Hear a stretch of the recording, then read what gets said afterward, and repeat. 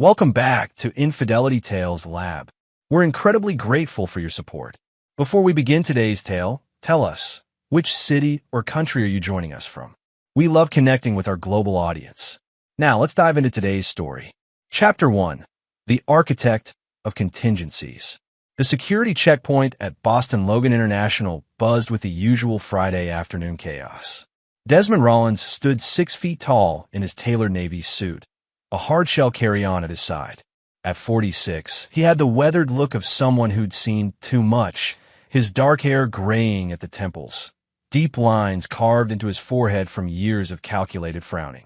He checked his watch, an analog Patek Philippe gifted to him on his 5th wedding anniversary, and frowned at what he saw. Late. Again. Desmond was known in certain circles as the architect, the man who designed fail-safes for the world's most powerful people. His firm, Contingency Partners, specialized in crisis management for the elite. CEOs, dignitaries, and tech moguls all came to him for the same reason. When everything went wrong, Desmond Rollins had already planned for it. Everyone except his wife. She's not coming, is she, Mr. Rollins? Lydia, his assistant, materialized beside him.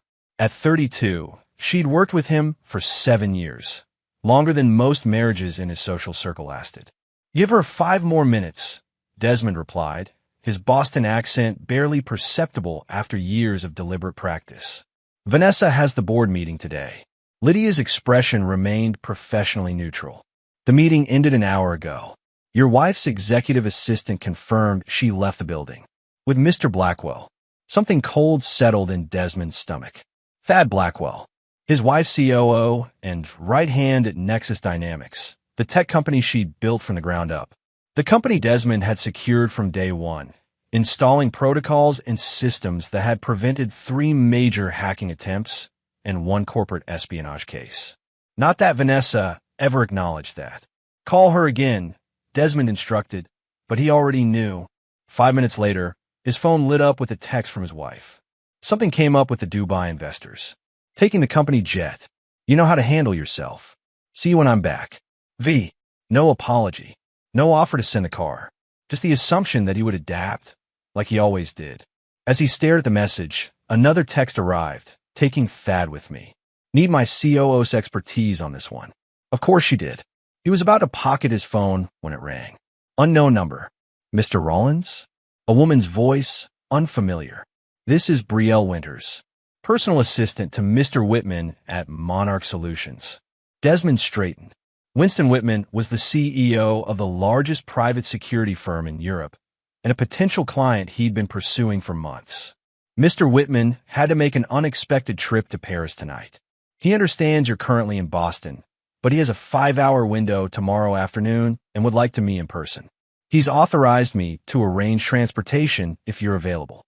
Desmond looked at the departure board, then at his unused first-class ticket to the Caribbean, the second honeymoon Vanessa had reluctantly agreed to after canceling the last 3 vacations. I'll be there, he said. Send the details. As he hung up, his phone chimed with an incoming email. A flight confirmation to Charles de Gaulle, departing in 90 minutes. Business class. Desmond smiled for the first time that day. 20 minutes later, as he waited at his gate, his phone buzzed again. His home security system had been triggered. The perimeter alert. He opened the app and watched through the cameras as a sleek black Audi pulled into his driveway. Vanessa stepped out, dressed impeccably in a crimson suit that probably cost more than some of his clients' monthly salaries. Thad Blackwell followed, his hand resting on the small of her back in a gesture that was anything but professional. Desmond increased the volume. He'll be stuck in the Caribbean by the time he realizes, Vanessa was saying, laughing as she unlocked the front door. God, can you imagine his face when he gets to the resort and finds out his key doesn't work?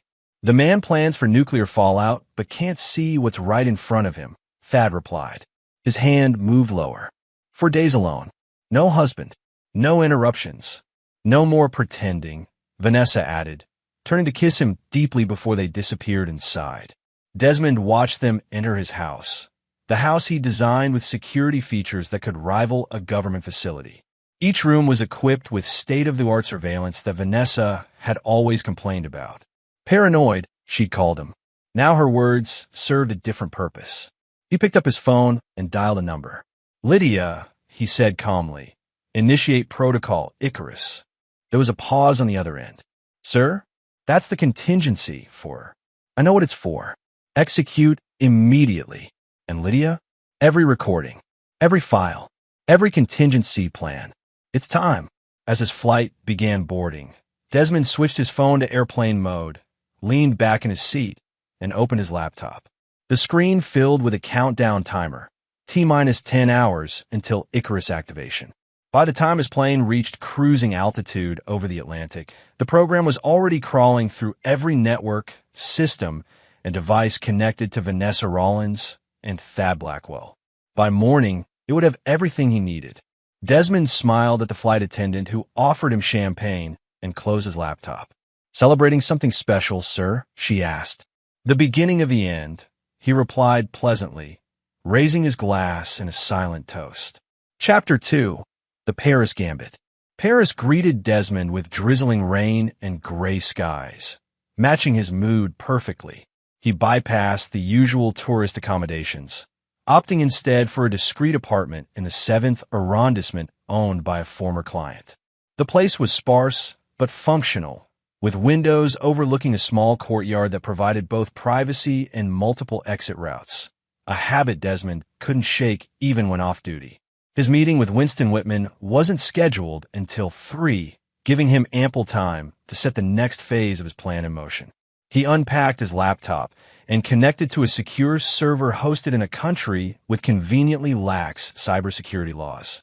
"Protocol Icarus status?" he asked aloud. His custom AI assistant responded immediately. "Data collection phase complete. Awaiting authorization for phase 2. Desmond reviewed the findings. Hundreds of text messages, emails, and calendar entries documenting Vanessa and Thad's affair going back 18 months. But more interesting were the business communications. Plans to take Nexus Dynamics public with a splashy IPO, contingent on the success of their newest product, Nexus Shield, a comprehensive security platform that Vanessa had pressured Desmond to help design.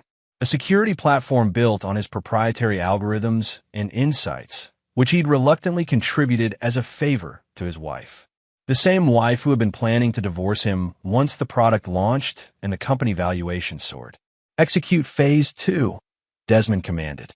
"And connect me with Leona." Minutes later, a secure video call connected him with Leona Reeves, a former NSA analyst who now worked as an information specialist for select clients. With her silver-streaked black hair and perpetual expression of mild amusement, she looked more like a university professor than someone who could dismantle a person's digital life in hours. "The prodigal husband awakens," she greeted him. "I was wondering when you'd finally see through that woman." "Skip that 'I told you so' speech," Desmond replied. "Is it done?" Leona's smile widened. "The foundation is laid. Your protocol Icarus is impressive. Never seen anything penetrate systems that quickly. The data's flowing in faster than we can process it. And the special modifications I requested, in place and undetectable. When you push the button, every digital door your wife thinks she controls will either lock or swing wide open. Your choice, room by room." Desmond nodded. "What about Monarch Solutions?" "Winston Whitman is genuine. He wants your services, but not for the reasons you think. His company's facing internal sabotage. He suspects someone on his executive team. That's why the sudden meeting." "Perfect timing," Desmond murmured. "I need access to his resources." "Be careful, Des. Using a client's infrastructure for personal vendetta crosses lines even I try to avoid." "It's not a vendetta," Desmond corrected her. "It's a contingency I always knew I might need." Vanessa just triggered it sooner than expected. After ending the call, Desmond showered and changed into a fresh suit. The meeting with Whitman went exactly as he'd anticipated. The CEO was desperate for help identifying the saboteur, and Desmond's reputation preceded him. By the end of their 3-hour discussion, Desmond had not only secured a lucrative contract, but also gained access to Monarch's extensive global security network. Back at the apartment that evening, Desmond received the notification he'd been waiting for. The tracker he'd installed on Vanessa's private jet showed they had returned to Boston. They'd be feeling secure now, thinking he was thousands of miles away at a Caribbean resort, completely unaware of their betrayal. He opened his laptop and initiated the next phase. At precisely 8:47 p.m. Paris time, 2:47 p.m. in Boston, an email was delivered to Vanessa Rollins' personal account, her work email, and even the secret address she used for communication with Thad. The subject line was simple: Protocol Icarus activated. The body contained only an image, a high-resolution photo of Vanessa and Thad entering Desmond's home the previous day, time-stamped, along with a single line of text. Every contingency planned for. Even you. Attached was a single audio file, a recording from his bedroom, capturing intimate details of their conversation, including their plans for the company and for Desmond himself. Then he waited, watching through the home security system as Vanessa opened the email on her tablet. The color drained from her face. Her hands shook as she called for Thad, who had been pouring drinks in the kitchen. Desmond's 20-year-old scotch, he noted with bitter amusement. Within minutes, Desmond's phone exploded with notifications. Vanessa was calling, texting, emailing, her messages growing increasingly frantic. "Where are you? We need to talk. This isn't what you think. Answer your damn phone. Desmond, don't do anything stupid. Whatever you think you know, you don't understand the full picture." By message 20, the tone had changed. "You're overreacting. It was one mistake. Everything I built is at stake. Think about what you're doing to us." By message 50, she was threatening. "You signed an NDA. You can't use any company information. I'll ruin you if you try to hurt Nexus. No one will hire you after I'm done." By message 100, she was pleading, "Please, Des, let's talk about this. I still care about you. Don't throw away 15 years over one indiscretion." Desmond watched it all unfold with clinical detachment, recording every reaction, every panic conversation between Vanessa and Thad as they tried to figure out what he knew and what he planned to do with the information. "He's bluffing," Thad insisted, his earlier confidence now brittle with fear. "He's just trying to scare us." "You don't know him like I do," Vanessa responded, pacing the living room. "Desmond doesn't bluff. He plans. If he sent this, he's already 10 steps ahead." "Then what the hell is Protocol Icarus?" Vanessa stopped pacing, her face ashen. "It's what he designs for his highest-profile clients. A failsafe that activates when everything else goes wrong. A scorched earth contingency." "Jesus Christ, Vanessa, you married a psychopath." "No," she whispered, staring at her phone as another email arrived. This one containing bank statements showing unusual transfers from Nexus accounts to offshore holdings. "I married a man who sees 10 disasters ahead and prepares for all of them. And I just triggered his doomsday scenario." In Paris, Desmond closed his laptop and poured himself a glass of Bordeaux. He'd given them just enough information to panic, but not enough to counter his real plan. Now, they would make mistakes. Desperate, panic mistakes. And he would be waiting. Chapter 3, The Doomsday Protocol. Dawn broke over Paris as Desmond finalized preparations in his temporary apartment. His phone had finally stopped buzzing around 3 a.m. 155 messages from Vanessa in total, ranging from rage to bargaining to threats. Thad had called 17 times, leaving increasingly hostile voicemails. They still didn't understand what they were dealing with. Protocol Icarus wasn't just about exposing their affair or their plans to push him out after the IPO. It was a comprehensive dismantling of the false reality they'd constructed, one where Vanessa was the brilliant visionary and Desmond merely her supportive, somewhat paranoid husband. What they didn't know, what almost no one knew, was that Desmond had been the silent architect behind 3 critical technologies that formed the foundation of Nexus Dynamics' success. Technologies he'd gifted to Vanessa during happier times, asking only that his contribution remain private. "She's called every contact at every security firm in Boston," reported Lydia during their encrypted morning briefing. "She's trying to trace the data breach." "There is no breach to trace," Desmond replied, adjusting his tie in preparation for his second meeting with Whitman. "The systems are working exactly as designed. They're just serving a different master now." "The board members have been receiving anonymous information packets," Lydia continued, for have already called emergency meetings with their attorneys. Desmond nodded. And Nexus Shield? The development team found the backdoor you inserted. They're scrambling to patch it before the demonstration next week, but they won't succeed, Desmond finished for her. Not without the original architecture diagrams, which are now corrupted in their system and locked in your personal vault, Lydia confirmed. Mr. Rollins, they're going to come after you with everything they have. I'm counting on it. His second meeting with Winston Whitman proved even more productive than the first. Not only had Desmond identified the likely internal saboteur at Monarch, but he'd also secured access to the company's private security force, a team of former military specialists who operated in the gray areas where law enforcement couldn't or wouldn't tread. Your reputation undersells you, Rollins, Whitman said, as they concluded their business. When can you start implementing the full protection package for Monarch? My team begins today, Desmond answered smoothly. But I'll need to handle a personal matter before I can fully commit. Whitman's eyes narrowed slightly. The incident with your wife? Desmond stiffened. You're well informed. I wouldn't hire a security consultant without vetting them first, Whitman replied with a thin smile. Your wife's company is making waves, not all positive. There are rumors about the Nexus Shield product, vulnerabilities that were intentionally overlooked. Is that so? Nexus Dynamics has a demonstration for their top clients in 3 days. A public launch the following week. If there are indeed problems with their security platform, it could be catastrophic, especially for the financial institutions that have already committed to implementing it. Desmond understood the unspoken question. My personal situation won't interfere with our agreement. I didn't imagine it would, Whitman said, sliding a key card across the table. Consider this a professional courtesy. Access to Monarch's resources while you're in Europe. Whatever you need. By mid-afternoon, Desmond had established a command center in a secure room at Monarch's Paris headquarters. Multiple screens displayed real-time data from Boston. Nexus Dynamics stock price fluctuating as rumors spread. Security camera feed from the company offices showing frantic activity. Vanessa's private calendar suddenly clearing as she called emergency meetings. Most importantly, he could see the desperate attempts to salvage Nexus Shield before the demonstration.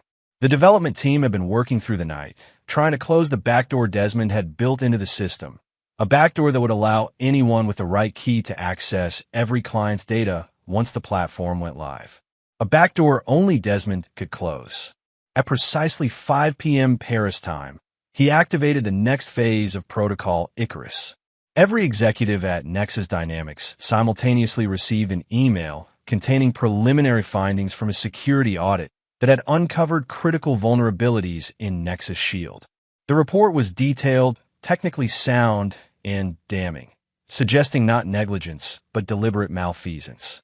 The source appeared to be a legitimate cybersecurity firm, though, in reality, the report had been crafted by Desmond himself, using actual vulnerabilities he'd discovered during development.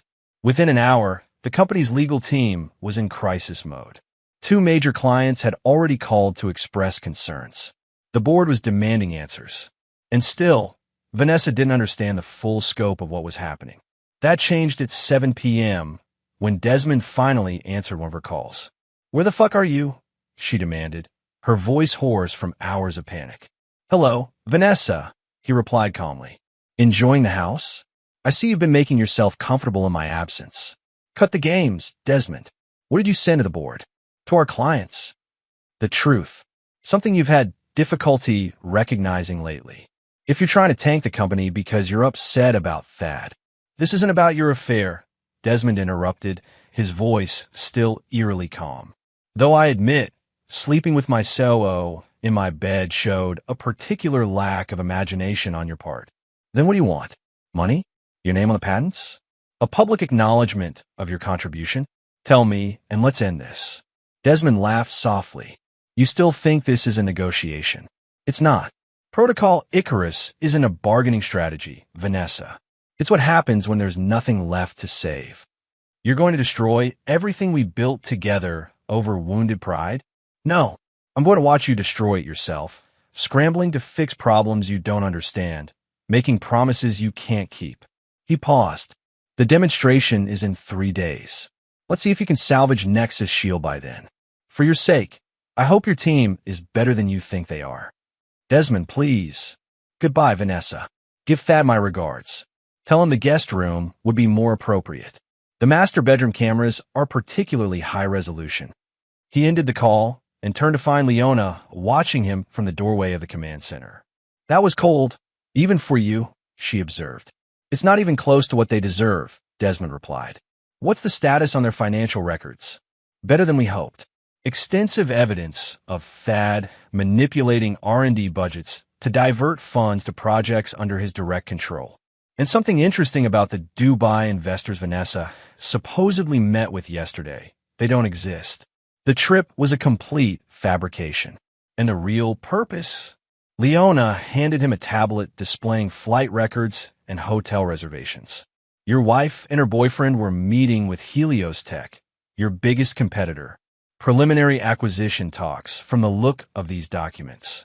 They were selling the company? Desmond's composure cracked slightly. Before the IPO? Selling you out, more precisely. The draft agreement specifically excludes you from any transition role or equity position post-acquisition. Desmond absorbed this new betrayal, adding it to the growing ledger of Vanessa's deceptions. Accelerate the timeline. I want everything in place before they can regroup. Leona said cautiously. Once we move to the next phase, there's no pulling back. Your wife will lose everything. The company, her reputation, possibly her freedom if these financial irregularities are as serious as they appear. She lost me yesterday, Desmond replied. Everything else is just collateral damage. As night fell over Paris, he sent one final message to Vanessa. A simple video file showing the exact moment when she and Thad had first arrived at the house, planning to use the Caribbean trip to finalize their betrayal. The message contained no threats, no demands, no hints of what was coming next. Just a reminder that he had seen everything, heard everything, and planned for everything. And that the doomsday clock was still ticking down. Chapter 4. The Invisible Hand. Vanessa Rollins had built her reputation on unshakable confidence and poise under pressure. As she entered Nexus Dynamics' glass-walled conference room for the emergency board meeting, none of that legendary composure was evident. Her normally perfect hair was hastily styled, her designer suit slightly rumpled. Dark circles shadowed her eyes despite attempts to conceal them with makeup. Tell me we've contained this, she demanded before even taking her seat at the head of the table. Porter Reynolds, the company's chief legal counsel, cleared his throat uncomfortably. That depends on your definition of contained, Vanessa. My definition is stopping whatever the hell my husband is doing before our stock drops any further. The 10 board members exchanged uneasy glances. Abigail Sinclair, the eldest and most respected among them, spoke first. Vanessa, the board has some concerns about these security reports. Are they accurate? Does Nexus Shield actually have these vulnerabilities? Every software has vulnerabilities, Thad interjected smoothly, taking the seat beside Vanessa. That's why we have updates and patches. These aren't typical bugs, said Kenneth Walsh, former cybersecurity executive and the most technically knowledgeable board member. These are architectural flaws that suggest deliberate sabotage. The backdoor described here would give complete access to any client system once Nexus Shield is implemented. That's absurd, Vanessa insisted. We've had 3 independent security audits, all conducted by firms you selected, noted Abigail, and none disclose these specific issues, because they don't exist. Vanessa slammed her hand on the table. This is my husband's attempt at revenge, because she stopped abruptly, realizing what she'd been about to reveal. Because of your affair with Mr. Blackwell? Abigail finished for her, her tone neutral but her eyes sharp. Yes, we're aware. Anonymous emails with rather convincing evidence arrived this morning. Vanessa's face drained of color. That's a personal matter. Not when it affects the company, Kenneth countered. Not when the husband in question designed critical components of our flagship product. Desmond was a consultant. Nothing more, Thad said dismissively. His contribution is being grossly overstated. Another board member slid a document across the table. Then perhaps you can explain why the original architecture diagrams for Nexus Shield list him as lead architect? Documents your office claimed didn't exist when we requested them last quarter. Thad faltered. That was an early draft. The final product is substantially different. Is it? Kenneth asked. Because our development team has been working around the clock and can't close the back door without Desmond's encryption key. This is corporate terrorism. Vanessa exploded.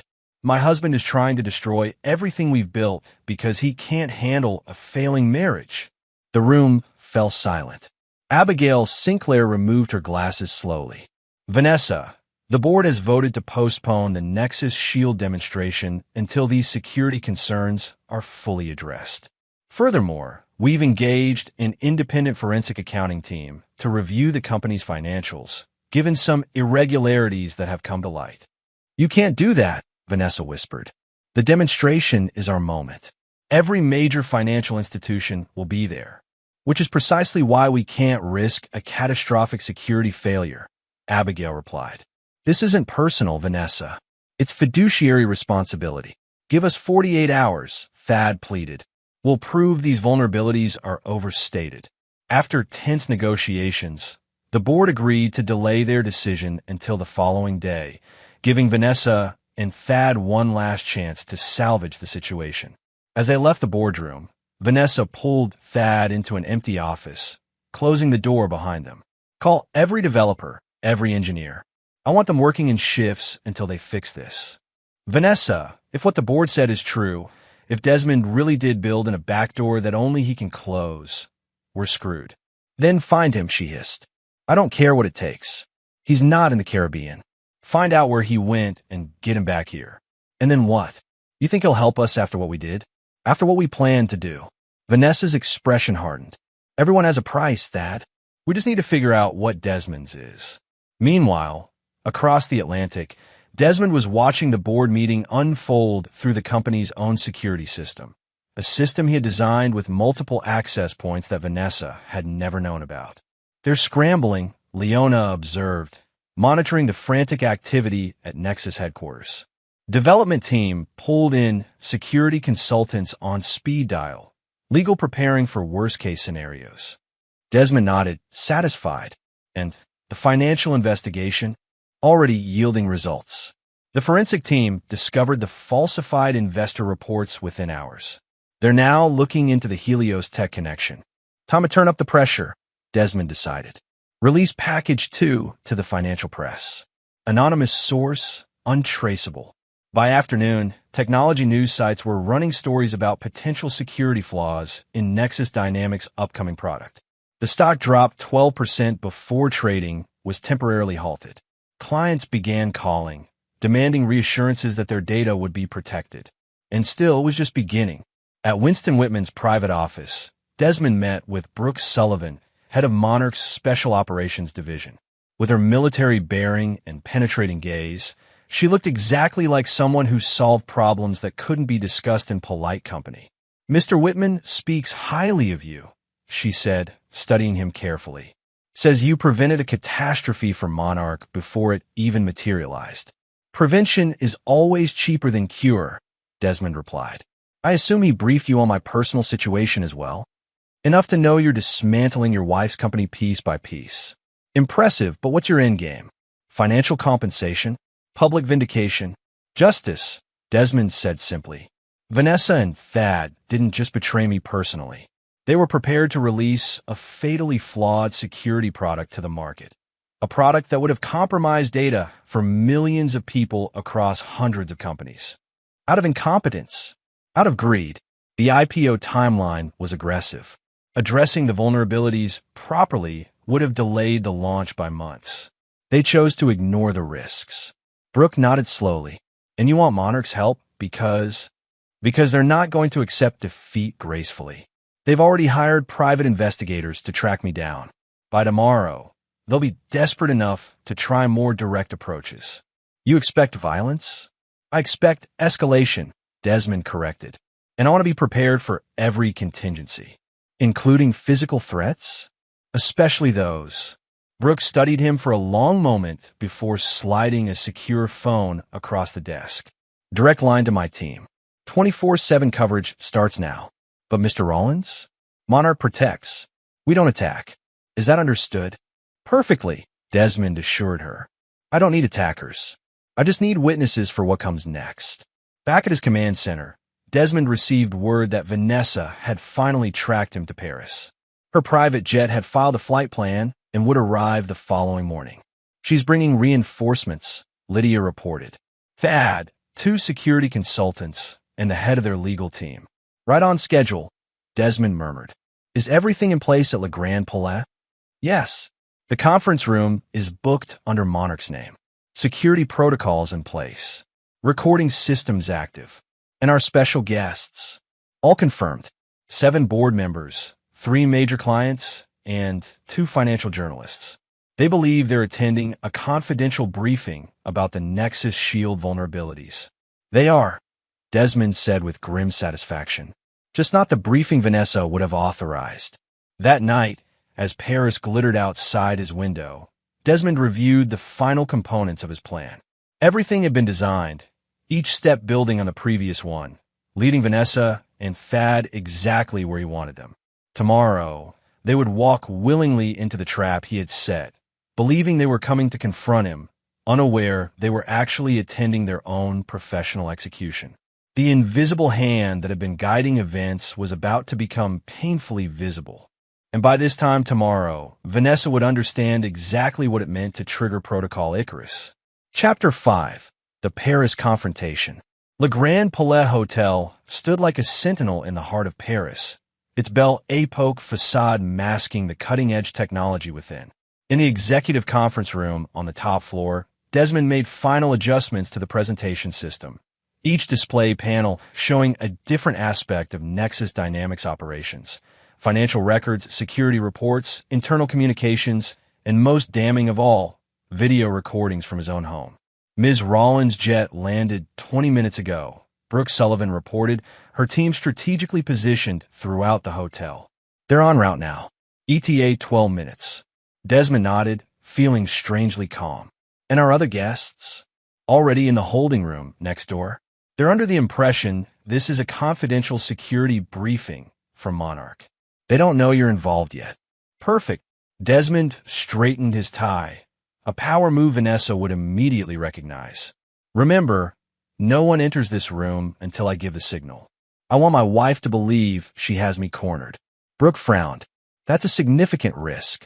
Our intelligence suggests one of her security consultants is actually a private contractor with military background. I'm counting on it, Desmond replied. Vanessa always escalates when she's desperate. I need her to show her true colors in front of witnesses. As Brooke's team took their positions, Desmond stood alone in the center of the conference room, a solitary figure surrounded by digital evidence of his wife's betrayal. The final act was about to begin. Precisely 9 minutes later, the elevator doors opened, and Vanessa Rollins emerged, flanked by Thad Blackwell and 3 stern-faced men. Despite traveling overnight, she looked immaculate in a charcoal suit that probably cost more than most people's monthly salary. Her face, however, betrayed the strain of the past 72 hours, the subtle tightness around her eyes, the too rigid set of her shoulders. Mr. Rollins is expecting you, the concierge informed them, directing them to the conference room. Vanessa hesitated briefly before pushing open the door, Thad and their entourage following closely behind. When she saw Desmond standing there alone, a flicker of triumph crossed her face. There you are, she said, as if she'd simply misplaced him temporarily. You've caused quite a stir, Desmond. Was it the attention you were craving? Desmond smiled thinly. Hello, Vanessa. You look tired. Transatlantic flights will do that, especially when taken in haste. Cut the crap, Thad interjected, moving protectively closer to Vanessa. You know why we're here. I know exactly why you're here, Desmond acknowledged, his gaze never leaving his wife. You're here because you finally realized I wasn't bluffing. Protocol Icarus isn't just a threat, it's already in motion. Vanessa gestured to the men behind her. Allow me to introduce Gerald Finch, our new head of security, and Philip Kramer, outside counsel specializing in corporate sabotage. She pointed to the third man, whose rigid posture screamed military. And this is Raymond Morris. His expertise is more specialized. Intimidation squad, Desmond observed. How predictable. This ends now, Vanessa declared. Whatever vendetta you're pursuing stops today. You've made your point. Have I? I don't think you understand what's happening yet. Desmond moved to the touchscreen control panel. Let me clarify. With a few taps, the room's displays illuminated, showing multiple angles of their Boston home. Specifically, Vanessa and Thad entering together 2 days ago. Invasion of privacy, snapped the lawyer, Philip. Illegally obtained surveillance. Actually, Desmond countered, it's my home, with security systems registered solely in my name, with explicit disclosure notifications that Vanessa signed acknowledgement of 3 separate times. Perfectly legal. He cycled through more displays, financial records, email exchanges, the draft agreement with Helios Tech. Where did you get these? Thad demanded, his face paling. I built your security infrastructure, remember? The system doesn't just keep people out. It monitors what happens inside. Desmond turned to Vanessa. Did you really think I wouldn't notice when you began systematically excluding me from company decisions? When you started transferring key patents to subsidiary holdings where my name was conspicuously absent? That was business, Vanessa insisted. Protecting the company's interests. Was it also business when you and Thad planned to sell to Helios without my knowledge? When you structured the deal to specifically exclude me from any transition role or equity position? Vanessa faltered slightly. How did you? I know everything, Vanessa. Every plan, every secret account, every falsified investor report. He looked directly at Thad, including the $2 million diverted from the R&D budget to offshore accounts. Creative accounting, but not quite creative enough. The lawyer stepped forward. Mr. Rollins, these accusations are serious and potentially libelous. If you've accessed company systems without authorization. Oh, I had authorization, Desmond interrupted. Complete and permanent authorization, built into the very foundation of Nexus Dynamics infrastructure. Vanessa insisted on it. Actually, she called it her insurance policy against external threats. He smiled coldly at his wife. Ironic, isn't it? Vanessa's composure finally cracked. What do you want, Desmond? Money? Recognition? Your name on the patents? Tell me your price so we can end this farce. It's far too late for negotiation, Desmond replied. But I'm curious, did you really think you could fly to Paris with your boyfriend and hired muscle and what? Threaten me into submission? Force me to hand over control of systems I designed. If necessary, said Raymond Morris, the military contractor, speaking for the first time. His hand moved subtly toward his jacket. Desmond noticed the movement and shook his head. I wouldn't. This room has more security than most government facilities. Any aggressive move would be unwise. Enough games, Vanessa snapped. Nexus Shield demonstrates in 24 hours. The vulnerabilities need to be fixed. You built the back door. You can close it. I could, Desmond agreed. But I won't. Not anymore. You'll destroy the company out of spite? No, Vanessa. I'm going to save it from you. Before she could respond, Desmond tapped the control panel again. The side door opened, and Winston Whitman entered, followed by 7 Nexus Dynamics board members, 3 major clients, and 2 financial journalists. The color drained from Vanessa's face as she recognized them. What is this? Accountability, Desmond answered simply. These people deserve to know the truth about Nexus Shield before they stake their reputations and their client security on it. For the next 30 minutes, Desmond presented the evidence he had gathered. The critical vulnerabilities in Nexus Shield, the financial irregularities, the secret negotiations with Helios Tech, the deliberate concealment of security flaws to meet the IPO timeline. Throughout the presentation, Vanessa and Thad grew increasingly agitated, interjecting with denials that sounded hollow against the weight of evidence. The board members watched in stunned silence, occasionally conferring in whispers. When Desmond finished, Abigail Sinclair rose from her seat, her expression grave. Ms. Rollins, Mr. Blackwell, in light of this information, the board is calling an emergency session effective immediately. Until this matter is resolved, you are both suspended from your duties at Nexus Dynamics. You can't do that, Thad protested. This is a setup. The evidence speaks for itself, Kenneth Walsh responded. Particularly the financial discrepancies, which I've independently verified during this presentation. Vanessa turned to Desmond, her eyes blazing with hatred. You planned this all along. Waited until I was vulnerable, then struck. No, Vanessa, Desmond corrected her quietly. I simply prepared for the day when your ambition would outweigh your integrity. Today is that day.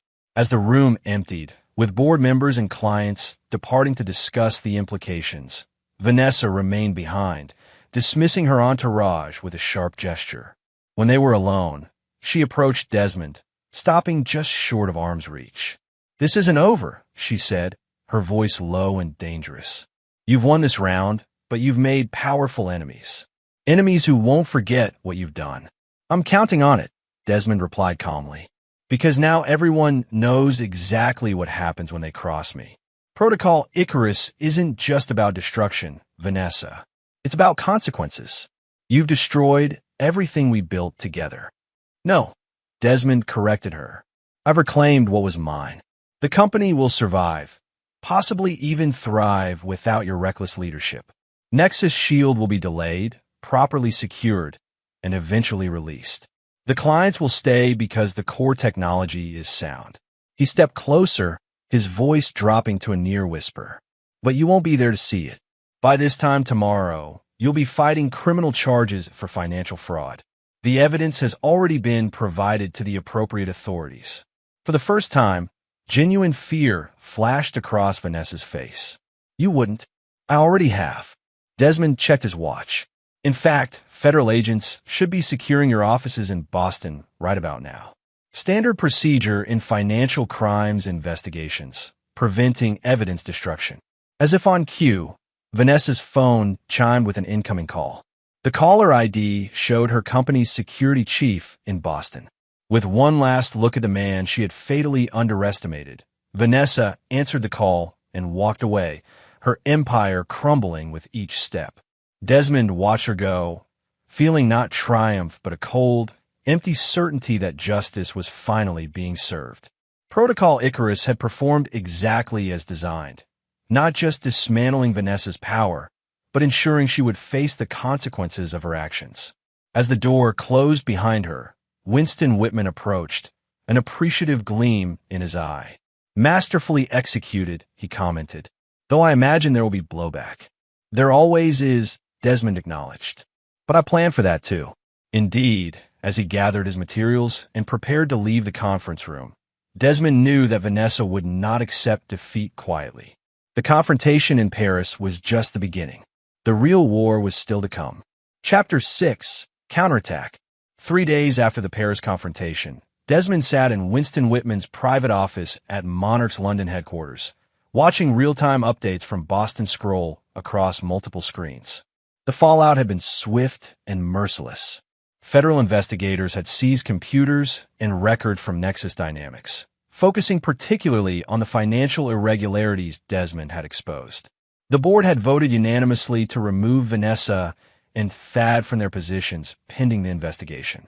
The Nexus Shield demonstration had been canceled, with a press release citing technical refinements as the reason for delay. Most importantly, Vanessa's carefully constructed public image had shattered.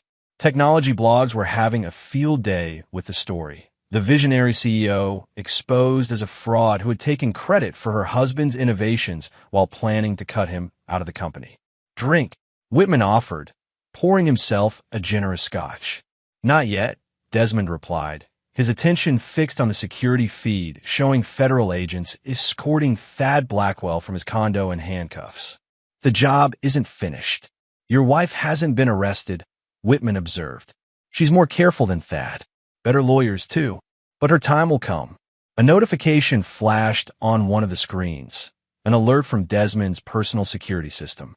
Someone had attempted to access his cloud storage using Vanessa's credentials. She's getting desperate, Desmond murmured, typing rapidly to trace the intrusion attempt. The location pinged back to a luxury hotel in downtown Boston. Too predictable, Vanessa. Whitman watched him work with evident appreciation. Monarch's offer still stands, you know. Chief Security Architect. Global responsibilities.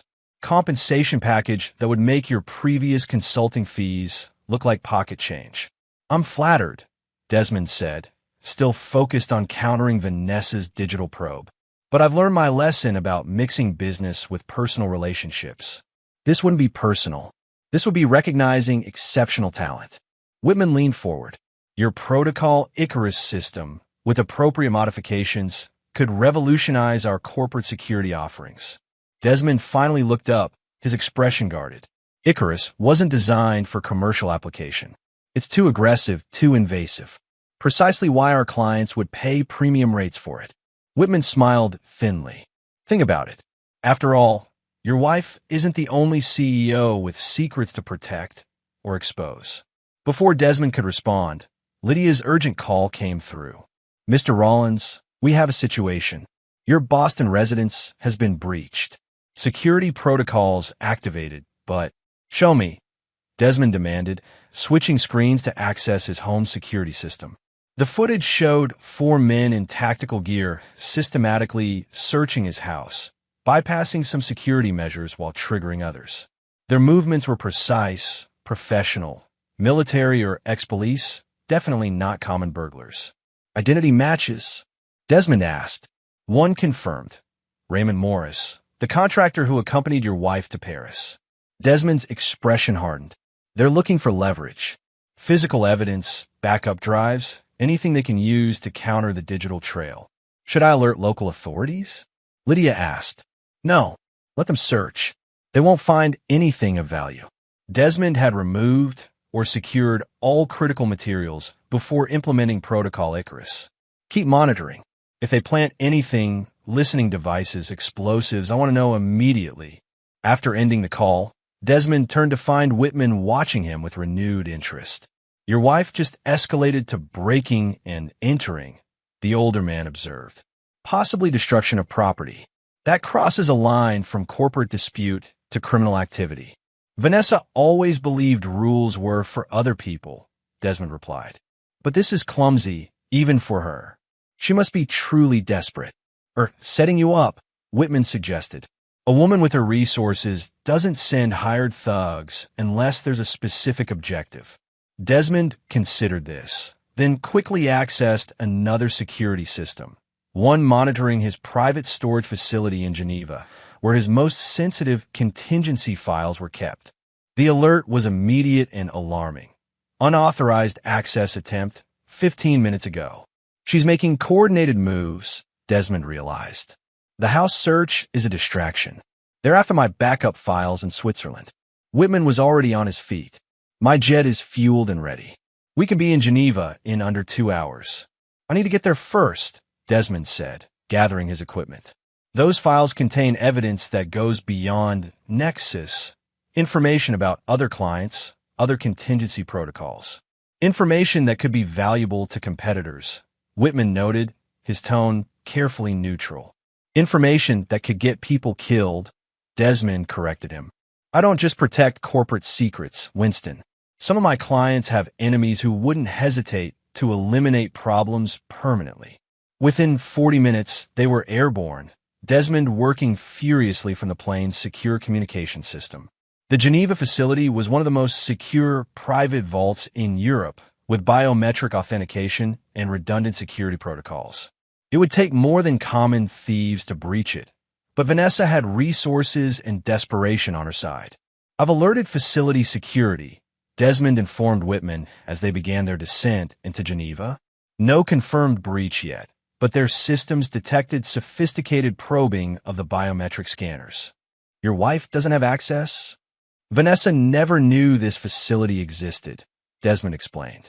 It was my personal insurance policy, something separate from our shared assets. But she's resourceful. If she found my connection to it, she might have found a way in. Whitman finished the thought. Upon landing, they were met by Brooke Sullivan and a Monarch security team, already briefed and ready. Facility security reports unusual activity in the service tunnels beneath the vault level, she informed them as they drove into the city.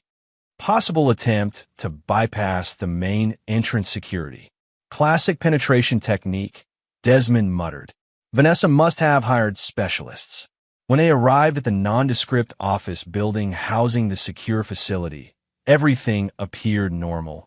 No visible security breach, no signs of forced entry. The facility manager, a composed Swiss woman with the demeanor of a bank executive, greeted them in the private lobby. Mr. Rollins, we've initiated Level 2 protocols as requested. Your vault remains secure, but our sensors detected unauthorized personnel in Maintenance Area B approximately 30 minutes ago. Show me, Desmond demanded. Security footage revealed 2 technicians in facility uniforms accessing an electrical panel near the climate control system for the vault level. Their credentials appeared legitimate at first glance, but Desmond immediately spotted the discrepancy. Those aren't facility employees, he said. The uniform patches are wrong. The stitching pattern is offset. Professional forgeries, but not perfect. We've dispatched security, the manager assured him. But they seem to have left the premises already. They're not gone, Desmond insisted. They're just moving to Phase 2. His instincts proved correct. When they accessed the vault level, everything appeared normal until Desmond inspected the environmental control panel near his private vault. They've installed something, he observed, carefully examining the modified panel. Some kind of bypass device. Brooke moved closer, her expression grim. Not just a bypass. That's a specialized atmospheric manipulator. Military grade. It can gradually change the oxygen levels in a sealed room. Desmond understood immediately. They're planning to trigger the emergency protocols. If oxygen levels drop below threshold, the vault's failsafe will initiate, venting the space and temporarily disabling the biometric scanners during the reset. A 15-second window, the facility manager confirmed, clearly disturbed. Just enough time for someone with the right tools to access the secondary mechanical lock. She's getting smarter, Desmond acknowledged grimly. But still not smart enough. Instead of removing the device, Desmond modified its settings, creating a silent alert that would trigger when anyone attempted to activate it. Then he entered his vault, quickly verifying that nothing had been disturbed yet. Inside was a comprehensive archive of his most sensitive work. Client files, contingency protocols, and most importantly, the complete documentation of Protocol Icarus, including elements he hadn't yet deployed against Vanessa. Desmond selected specific files, transferring them to a secure drive, then implemented additional security measures within the vault itself. Now we wait, he told Whitman when they returned to the lobby. They'll make their move soon, probably after hours when the facility is minimally staffed. You're using your vault as bait, Whitman observed. Risky strategy. Calculated risk, Desmond corrected. I need to know who Vanessa hired and what specifically they're after. This isn't just about financial records anymore. This is about finding something she can use against me. They established a surveillance position in an office with direct view of the facility entrance. Monarch security team monitoring all access points. As night fell over Geneva, the facility entered its overnight security protocol. Fewer staff, enhanced automated systems. At precisely 1:17 a.m., the atmospheric device activated. Seconds later, alarms triggered throughout the vault level as oxygen levels began dropping. They're making their move, Brooke announced, her team already mobilizing. Through the security cameras, they watched as an emergency vent sequence initiated. During the momentary security reset, a figure in maintenance coveralls appeared from a service corridor, moving with practiced efficiency toward Desmond's vault. That's not Raymond Morris, Desmond noted, studying the intruder's movements. Different physical profile, different tactical approach. Professional, Whitman agreed. Military background, possibly special forces from the movement patterns. The intruder reached the vault during the security reset window, quickly attaching a specialized device to the mechanical lock. For 15 critical seconds, the vault was vulnerable as the security system recalibrated. But when the reset completed, something unexpected happened. Instead of opening, the vault sealed completely, initiating a secondary protocol that Desmond had installed years ago and activated just hours earlier. The intruder's body language registered surprise, then alarm as additional security measures engage around them. Before they could retreat, Monarch's security team converged from multiple entry points. The capture was efficient and professional. Within minutes, the intruder was secured in a facility holding room, their equipment confiscated. When Desmond entered, accompanied by Brooke and Whitman, the intruder sat calmly, hands cuffed to the table. With their tactical mask removed, Desmond found himself looking at a woman in her late 30s, with sharp features and cold, assessing eyes. Mira Voss. Brooke identified her immediately. Former Israeli intelligence, now freelance operational specialist. Very expensive talent. Where's Raymond Morris? Desmond asked directly. Voss smiled thinly. Mr. Morris handled the preliminary assessment. I handle the precision work. What exactly were you hired to retrieve? You know how this works, Mr. Rollins. Client confidentiality. Desmond leaned forward. Your client is my wife. She sent you to steal evidence that would implicate her in financial crimes. That makes you an accessory. My contract was specific, Voss replied, unperturbed. Secure the protocol Icarus documentation and any related contingency files. Nothing about financial records. Desmond frowned, momentarily confused. Vanessa doesn't care about the protocol itself. She wants the evidence it collected. Are you certain about that? Voss asked, something like amusement flickering in her eyes. Perhaps your wife understands more about your work than you've given her credit for. The implication hit Desmond with unexpected force. Vanessa wasn't just trying to destroy evidence against her. She was trying to acquire the protocol Icarus system itself, possibly to use against him or to sell to competitors. Who else knows about this operation? Whitman demanded. Voss merely smiled. Professionals don't discuss their support networks. She's not working alone, Brooke concluded after they left the holding room. This was too sophisticated, too well-resourced for a single operative, even one of Voss's caliber. Vanessa's building a team, Desmond realized. This isn't just about damage control anymore. She's planning a counteroffensive. Whitman's expression grew grave. If your wife acquires your protocols and methodology, the implications go far beyond your personal vendetta. She could weaponize your systems against Monarch's clients, against global financial institutions. She wouldn't understand how to implement them, Desmond argued, but doubt had crept into his voice. Are you certain? Whitman pressed. You lived with this woman for 15 years. Shared your home, your thoughts. How much did she absorb about your methods without you realizing? It was a disturbing question, one that forced Desmond to reevaluate his assumptions about Vanessa. He had always seen her as brilliant, but focused on the public-facing aspects of business. The vision, the branding, the investor relations. He had handled the invisible infrastructure, the security, the contingency planning. But what if she had been paying more attention than he realized? As local authorities arrived to take custody of Voss, Desmond made a decision. We need to accelerate the timeline, he told Whitman. Protocol Icarus was designed to systematically dismantle Vanessa's position over weeks. We don't have that luxury anymore. What are you suggesting? Full deployment. All evidence, all system vulnerabilities, all contingency triggers, activated simultaneously. Desmond's expression hardened. It's time to end this. As they departed Geneva in the pre-dawn hours, heading back to London, Desmond received an encrypted message from Lydia. Secondary breach detected at Boston residence. Physical evidence planted in home office. Local authorities alerted to possible criminal evidence by anonymous tip. Attached was security footage showing Raymond Morris carefully placing something in Desmond's desk drawer, something that glinted metallically in the low light. She's trying to frame me, Desmond realized, studying the footage. Probably a weapon used in a crime, something that would trigger an investigation. Classic diversion tactic, Whitman observed.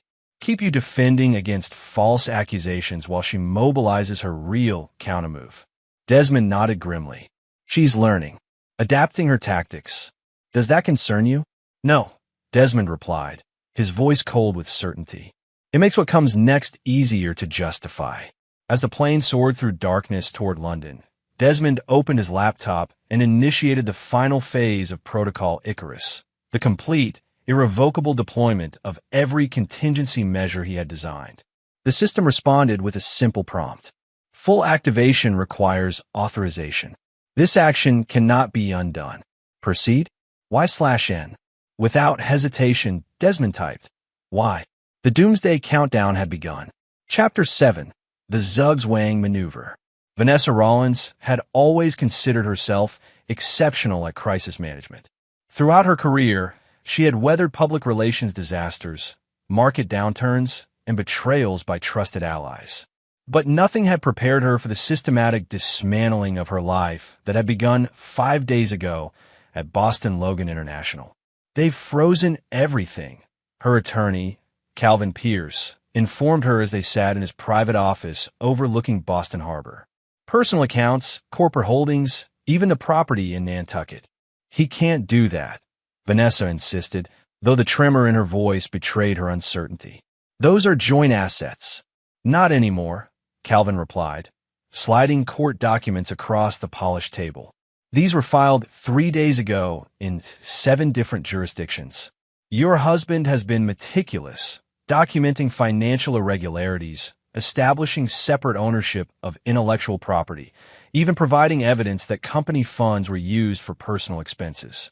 That's absurd. Desmond benefited from those same expenses. Except he has documentation showing he objected to them and maintained separate accounts for his personal expenditures. Calvin removed his glasses, looking genuinely concerned. Vanessa, this goes beyond a divorce dispute. The federal investigation is gaining momentum. 3 board members have already provided testimony about the Nexus Shield vulnerabilities and the decision to proceed despite known risks. Vanessa paced the office, her designer heels clicking sharply against the hardwood. Thad should never have handled the financial transfers directly. I told him to use intermediaries. Mr. Blackwell is cooperating with investigators, Calvin informed her reluctantly. His attorney is negotiating a plea deal in exchange for testimony. That bastard, Vanessa hissed. After everything I did for him, we have more immediate concerns, Calvin continued. The attempt to access your husband's vault in Geneva has complicated matters significantly. Ms. Voss is in custody, and while she hasn't revealed her employer, the circumstantial evidence points clearly to you. She can't prove anything. Our communications were completely secure. Perhaps, but the timing is damning. And now this planted evidence in your husband's home office. Calvin shook his head. It was amateurish, Vanessa. The local police recognized the setup immediately. That was Raymond's operation, Vanessa dismissed irritably. I told him it was too obvious, but he insisted it would create enough doubt to slow Desmond down. Calvin looked increasingly uncomfortable. As your legal counsel, I have to advise you that continuing these counter-operations against your husband is exponentially increasing your legal exposure. At this point, your best option is to negotiate, return whatever you've acquired of his, cooperate with investigators, and aim for settlement that keeps you out of prison. Negotiate. Vanessa's laugh was bitter. Calvin, you don't understand what we're dealing with. Desmond doesn't want a settlement. He doesn't want money or recognition or even an apology. He wants annihilation. Then give him something else he wants, Calvin suggested. People like your husband, people who create elaborate revenge scenarios, they usually have a deeper motivation. Find it. Leverage it. Vanessa fell silent, considering his words. What did Desmond truly want? Not the company. He could have taken control years ago if that had been his objective. Not public vindication. He had always preferred working in the shadows. Not even punishment for her affair. He was too pragmatic to destroy everything over wounded pride. He wants control, she realized suddenly. Not of Nexus, not of the technology, but of the narrative. Desmond has always been obsessed with controlling variables, with planning for every contingency. Then change the narrative, Calvin advised. Do something he hasn't planned for. Something outside his elaborate scenarios. As Vanessa left her attorney's office, a notification appeared on her phone. An alert from the executive assistant she had retained despite being removed from Nexus Dynamics. The message was brief but devastating. Emergency board meeting concluded. Unanimous vote to cooperate fully with federal investigation. Company cooperating with search warrants for all documentation related to Nexus Shield development and financials. Mr. Rollins appointed as interim security consultant to address product vulnerabilities. They had brought Desmond back into the company. Her company. Instead of returning to her hotel, Vanessa directed her driver to a nondescript office building in Cambridge. The security guard recognized her despite her attempt at a low-profile appearance.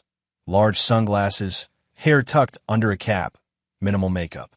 Ms. Rollins, he greeted her, clearly surprised. We weren't expecting you. I need to speak with Oscar. Is he in? Dr. Lindholm is always in, the guard replied with a knowing smile. 9th floor, you remember the way. Oscar Lindholm's laboratory looked like a cross between a tech startup and a mad scientist's workshop. Gleaming equipment juxtaposed with chaotic whiteboards covered in equations and diagrams.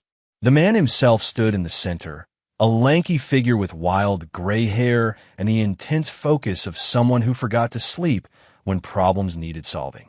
Vanessa, he acknowledged without looking up from his workstation. I wonder when you would appear. Your husband has been quite thorough. Then you know why I'm here. Oscar finally turned to face her, his expression unreadable behind round spectacles.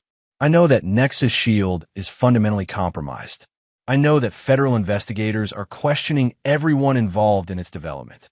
And I know that approaching me now poses a significant legal risk for both of us. I need access to the original architecture, Vanessa said bluntly. The framework Desmond designed before we modified it for a commercial application. Impossible. Those files were purged during the beta transition, on your instructions, if I recall correctly. We both know that's not true, Vanessa countered. You never delete anything, Oscar. It's why I hired you in the first place. Your pathological inability to discard data, no matter how obsolete or dangerous. Oscar's mouth twitched, almost a smile. Even if such files existed, accessing them now would constitute interference with a federal investigation. Obstruction of justice, at minimum. I'm not interested in justice, Vanessa replied coldly. I'm interested in survival. Desmond has deployed something he calls Protocol Icarus against me. I need to understand it to counter it.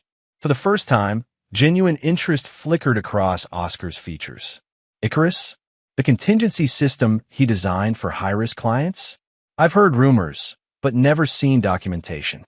He's using it to systematically dismantle everything I've built. Not just the company, but my reputation, my finances, my future. Fascinating, Oscar murmured.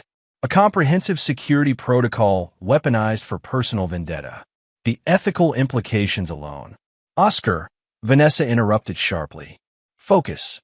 Can you help me or not? The scientist removed his glasses, polishing them before responding. I may have retained certain elements of the original architecture. For academic purposes only, you understand. I need them. Now, what you're suggesting is extraordinarily risky. Even accessing these files creates a digital footprint. Then ensure the footprint leads somewhere else, Vanessa insisted. You've done it before. After a moment's consideration, Oscar moved to a separate workstation isolated from a main network. What exactly do you hope to find in these files? A vulnerability, Vanessa replied. Every system has one. Even Desmond's. For the next 3 hours, they worked in tense silence, Oscar extracting and decrypting fragments of code that had formed the foundation of Nexus Shield. What emerged was a complex architecture far more sophisticated than Vanessa had realized. Layers upon layers of security protocols, each with redundancies and fail-safes. Your husband is meticulous, Oscar observed, genuine admiration in his voice. This isn't just corporate security. This is nation-state level infrastructure. He always did over-engineer everything, Vanessa muttered, though she couldn't entirely suppress her own grudging respect for Desmond's work. Wait, Oscar said suddenly, focus intensifying as he isolated a section of code. This is unusual. A secondary authentication protocol, separate from the main security framework. What does it do? It It appears to be some kind of override system. A backdoor, but not the one federal investigators identified. Oscar's fingers flew across the keyboard. This is brilliant. It's designed to appear as a standard security feature, but it actually provides authorized users with complete system access, bypassing all normal protocols. Can you activate it? Oscar hesitated. Theoretically, yes, but without knowing the specific triggers, attempting to force access could alert the primary user, your husband. Do it anyway, Vanessa ordered.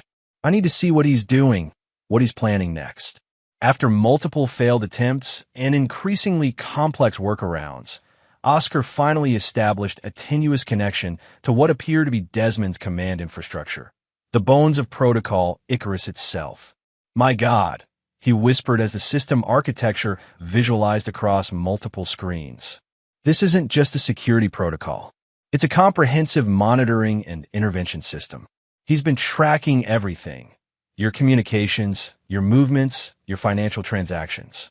Can you shut it down? Not remotely. The fail-safes are too robust. Oscar pointed to one section of the display. But there's something else here. The protocol isn't just targeting you and Nexus. It's connected to dozens of other systems, other organizations. What organizations? Financial institutions, security firms, regulatory agencies. Oscar's expression grew increasingly disturbed. Vanessa, I don't think your husband just built a revenge system. I think Protocol Icarus is connected to every major contingency plan he's ever designed for every client he's ever had. The implications struck Vanessa with physical force. He's using his entire professional network against me. No, Oscar corrected, pointing to a countdown timer embedded in the system. He's preparing to activate something much larger. This timer, it's synchronized across all connected systems. Whatever Icarus is ultimately designed to do, it's scheduled to happen in approximately 18 hours. Can you stop it? Not from here. The protocol is distributed across too many secure networks. Oscar removed his glasses again, this time rubbing his eyes tiredly. But I might be able to create a temporary disruption, enough to delay whatever he's planning. Do it, Vanessa commanded, and prepare secure transport. I need to get to London immediately. London? Why London? Because that's where Desmond is, Vanessa replied, already gathering her belongings. And if I can't stop Protocol Icarus remotely, I'll have to confront him directly. As she left the laboratory, Vanessa activated a new burner phone, her third in as many days, and made a call to the only person who might still be willing to help her. Thad, she said when he answered cautiously. I know you're cooperating with the investigation. I'm not calling about that. Vanessa, he replied, his voice tense. My attorney strongly advised against any contact with you. This isn't about us, or the company, or even the investigation. This is about Desmond. A pause. What about him? He's planning something. Something big. I need to know everything you discovered about his operations in Europe, specifically his connection to Monarch Solutions. Why would I help you now? You abandoned me to the federal investigators while you jetted off to Geneva on your ill-conceived mission. Because whatever Desmond is planning goes far beyond our personal drama, Vanessa insisted. This isn't just about destroying me anymore. Protocol Icarus is connected to every system he's ever built, every client he's ever protected. Think about the implications. Another longer pause. Winston Whitman, Thad finally said. That's his primary contact at Monarch. They've been working closely since Paris. Thank you, Vanessa said, surprised by his cooperation. Don't thank me, Thad replied bitterly. I'm not doing this for you. But I've seen what your husband is capable of now, and it scares me more than prison does. 8 hours later, Vanessa Rollins landed at London Heathrow, traveling under an alias with identification provided by the same network of specialists who had facilitated Mira Voss's ill-fated mission in Geneva. As her driver navigated through London traffic toward Monarch's headquarters, Oscar's voice came through on her secure earpiece. The disruption was partially successful, he reported. I managed to delay the countdown by approximately 6 hours, but the system is already implementing automated countermeasures. Whatever window we have is closing rapidly. Did you find anything else? Anything I can use? only that the protocol activation requires Desmond's direct biometric authentication for the final phase. Retinal scan, voice confirmation, and a physical key that he keeps with him. Then I need to get close enough to him to prevent that authentication, Vanessa concluded, or to force him to abort the protocol altogether. Be careful, Vanessa, Oscar warned. The more I study this system, the more I realize your husband wasn't just preparing for contingencies. He was preparing for war. As Monarch Solutions' imposing headquarters came into view, a gleaming spire of glass and steel in London's financial district, Vanessa felt a strange calm descend.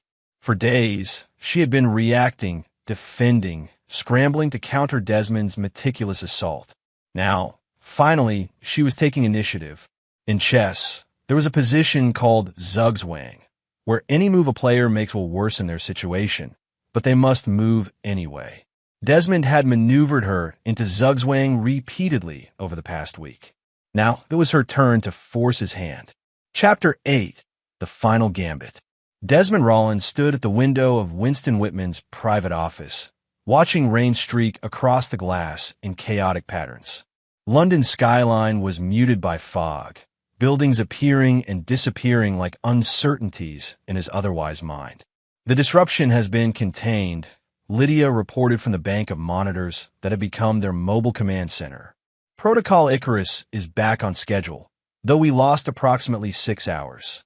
Oscar Lindholm, Desmond identified immediately. He's the only one with enough knowledge of the underlying architecture to attempt something like this. Confirmed, Brooke Sullivan added, entering with a tablet displaying security footage. Facial recognition picked up your wife entering Lindholm's laboratory in Cambridge yesterday. They were inside for nearly 4 hours. She's getting creative, Desmond acknowledged, a hint of professional respect in his voice despite everything. Using a direct assault when infiltration failed. The question is, what's her next move? Winston Whitman mused, examining the complex web of data points representing Protocol Icarus's current deployment status. She must realize she can't stop the protocol remotely. She'll come here, Desmond said with absolute certainty. Vanessa has always believed that enough pressure applied directly can solve any problem. She won't hide or retreat. She'll escalate. To what end? Brooke asked skeptically. Even if she reaches you physically, she can't force you to abort the protocol. The biometric requirements alone. She'll have a plan for that too, Desmond interrupted. Something desperate and probably crude, but potentially effective. As if summoned by his words, Lydia's system pinged with a priority alert. Facial recognition just flagged her at Heathrow, she announced, surprise evident in her voice. Traveling under an alias, but the match is confirmed. She landed 3 hours ago. She's moving faster than anticipated, Desmond noted, checking the Protocol Icarus countdown. 9 hours, 42 minutes remaining. Accelerate our timeline. Full activation in 2 hours instead of 8. That substantially increases the risk profile, Winston cautioned. Some elements haven't been fully tested under operational conditions. It's a calculated risk, Desmond replied. Better to execute at 90% readiness than give Vanessa time to implement whatever she's planning. As his team recalibrated the protocol's deployment sequence, Desmond withdrew to his secondary office. Once alone, he removed a small metal object from his pocket, a custom-designed key that, along with his biometric data, formed the final authentication mechanism for Protocol Icarus. The key represented the culmination of 15 years of contingency planning, not just for his marriage, not just for Nexus Dynamics, but for every system he had ever secured, every client he had ever protected. In chess terms, they were approaching the end game, that critical phase where the pieces are few, but the stakes are absolute. One wrong move could transform victory into defeat. Desmond had always excelled at endgames. A soft tone from his secure phone interrupted his thoughts. The message displayed was brief but momentous. Facial recognition match, Vanessa Rollins. Location, Monarch Solutions lobby. Time, 90 seconds ago. She had arrived sooner than even he had anticipated, boldly walking into the headquarters of the company now allied with her husband. either desperate or confident. Possibly both. Desmond activated the office's secure communication system. Lydia, implement security protocol Theta. No one reaches this floor without direct authorization. Already done, sir. Ms. Sullivan has deployed a tactical team to intercept your wife in the lobby. Tell them observation only, Desmond instructed. No interception yet. I want to see what she does. Through the building's security feed, Desmond watched as Vanessa approached the main reception desk. She had abandoned her usual power suits and designer accessories, opting instead for understated business attire that wouldn't attract attention. Her hair was styled differently, her makeup minimal, a calculated attempt to delay facial recognition. I have an appointment with Winston Whitman, she informed the receptionist with practiced confidence. Regarding the Nexus Dynamics situation, the receptionist checked his system, clearly finding no such appointment. I don't see anything scheduled. Ms. Pierce. Rebecca Pierce, from Calvin Pierce Associates. Mr. Whitman is expecting me. Vanessa presented credentials that appeared legitimate at first glance, another indication of her extensive preparation. One moment, please. As the receptionist made a discreet call, Brooke Sullivan's security team maintained positions around the lobby, observing but not intervening. Desmond smiled faintly. Vanessa was using Calvin Pierce's name, her attorney, to establish credibility. A small detail that suggested she was operating with limited resources now, improvising rather than executing a comprehensive plan. Sir, Lydia's voice came through the communication system. Mr. Whitman asks whether we should deny her access or allow her to proceed to a controlled location. Desmond considered briefly before responding. Allow her to proceed. Secure conference room D. Full surveillance, controlled entry and exit points. I want to hear what she has to say. Are you certain that's wise? Brooke questioned, her tactical training evident in her concern.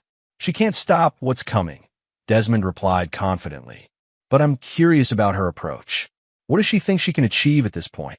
20 minutes later, Vanessa Rollins sat alone in conference room D, a space deliberately designed for sensitive meetings with potentially hostile parties. The table and chairs were bolted to the floor. The room had no windows. A single door provided the only entry or exit, controlled remotely and monitored constantly. Through hidden surveillance, Desmond observed his wife. She appeared calm, composed, but subtle indicators betrayed her stress. The rapid tapping of her fingers against the table's surface, the too frequent checking of her watch, the slight tension around her eyes. Protocol Icarus accelerated deployment at 70% completion, Lydia reported. Biometric authentication required for final phase in approximately 45 minutes. Acknowledged, Desmond replied, making his decision. I'm going to speak with her. Both Whitman and Brooke objected simultaneously. Completely unnecessary risk, from Brooke. She could have some form of weapon, from Whitman. She's been thoroughly scanned and searched, Desmond countered. And this confrontation was inevitable from the moment she abandoned me at the airport. I want to hear what she has to say before the protocol completes. Without waiting for further objections, Desmond made his way to the conference room. At the security checkpoint outside, he confirmed that Vanessa had indeed been scanned for weapons, electronic devices, or other potential threats. She had surrendered a smartphone and a tablet, both currently being analyzed by Monarch security team. When Desmond entered the conference room, Vanessa showed no surprise, only a cold, evaluating stare as he took the seat opposite her. Bold move, he observed, walking into your enemy's fortress. Is that what we are now? Enemies, Vanessa replied, her voice steady despite the circumstances. After 15 years of marriage, you made that decision at the airport, Vanessa. Everything since has just been consequences. She nodded slightly, acknowledging the point without conceding it. I underestimated you. A mistake I won't repeat. You never actually estimated me at all, Desmond corrected her. You saw what you wanted to see, a useful accessory to your ambition. Someone who could solve technical problems while you handled the real business. That's not fair, Vanessa objected, a flash of genuine emotion breaking through her controlled facade. I valued your contribution. You valued what I could provide. There's a difference. Desmond leaned forward slightly. But that's not why you're here, taking extraordinary risks with federal investigators hunting you back home. What do you want, Vanessa? I want you to abort Protocol Icarus. Desmond's expression remained neutral. And why would I do that? Because it's gone far beyond me, beyond Nexus, beyond our marriage, Vanessa replied, intensity building in her voice. I've seen the system architecture, Desmond. I know what Icarus is connected to. This isn't just about destroying me anymore. It's about triggering contingency protocols across dozens of organizations simultaneously. You've been talking to Oscar, Desmond surmised. He always was perceptive, if not particularly loyal. What happens when a countdown reaches 0? Vanessa demanded. Global financial disruption? Security systems failing across multiple industries? How many lives are you willing to impact just to ensure my destruction? For the first time, Desmond smiled, a genuine expression of amusement. You still don't understand what Protocol Icarus actually does, do you? Enlighten me. Icarus was never designed as a weapon, Desmond explained. It's an information distribution system. When fully activated, it delivers specific, targeted information packages to precisely the individuals who need to receive them. What information? The truth, Desmond said simply. About Nexus Shield's vulnerabilities. About the financial irregularities at Nexus Dynamics. About your plans to sell to Helios Tech without board approval. About your systematic effort to claim credit for innovations you didn't create. He paused, watching realization dawn on her face. But most importantly, about contingency violations across every system I've ever secured. You see, Vanessa, my clients don't just hire me to build security protocols. They hire me to ensure those protocols aren't compromised by anyone, including the clients themselves. So when the countdown ends, specific evidence packages will be simultaneously delivered to board members, regulatory agencies, law enforcement, and other relevant parties across multiple organizations. Not just about you and Nexus, but about every security violation, every unauthorized access attempt, every breach of protocol I've documented over 15 years. You destroy your own clients to get to me? Vanessa asked incredulously. Not destroy. Correct. Desmond's expression hardened. My responsibility has always been to the integrity of the systems I protect, not to the individuals who might compromise them, no matter who those individuals are. Including me, especially you. Vanessa fell silent, absorbing the full implications of what Desmond had built. After a moment, she tried a different approach. What would it take to stop it? Not just for me, but for everyone who might be affected? There must be something you want. There was, Desmond acknowledged quietly. 15 years of honesty. 15 years of partnership. 15 years of mutual respect. But that opportunity has passed. So, there's nothing I can offer, nothing I can say or do that would make you reconsider. Desmond studied her. This woman he had loved, supported, protected for 15 years. The woman who had dismissed him at a security checkpoint, laughing as she boarded a private jet with her lover. Protocol Icarus executes in approximately 30 minutes, he informed her dispassionately. At that point, everything becomes irreversible. Desmond, please, Vanessa said, desperation finally breaking through her composed exterior. Whatever I did to you, this goes beyond us now. Think about the collateral damage. I have, extensively, for 15 years. Desmond stood, preparing to leave. That's the difference between us, Vanessa. I've always considered the consequences. You never did. As he reached the door, Vanessa made her final play. What about our daughter? Desmond froze, his hand on the door handle. Slowly, he turned back to face his wife. What did you say? Sophie, Vanessa said, watching his reaction carefully. Our daughter, the one you never knew about. For the first time since the airport, Desmond felt genuinely blindsided. We don't have a child. Not one you knew about, Vanessa countered. After the second miscarriage, when the doctors said I might never carry to term, I didn't tell you about the third pregnancy. I couldn't bear another loss, another disappointment. So I went away, that 6-month executive retreat in Switzerland. I had her there, arranged a private adoption through connections I trusted. You're lying, Desmond said flatly, though doubt had crept into his voice. This is manipulation. Your last desperate play. Her name is Sophie Winters. She's 14 now, lives with her adoptive family in Vancouver. Dark hair like yours, same analytical mind. Her adoptive parents are good people, a doctor and a professor. They send me updates occasionally, photos. Vanessa reached slowly into her jacket pocket, watching as Desmond tensed, and withdrew a small photo. She placed it on the table between them. You can verify everything I'm telling you. Run DNA tests, investigate the adoption records. I know you will anyway.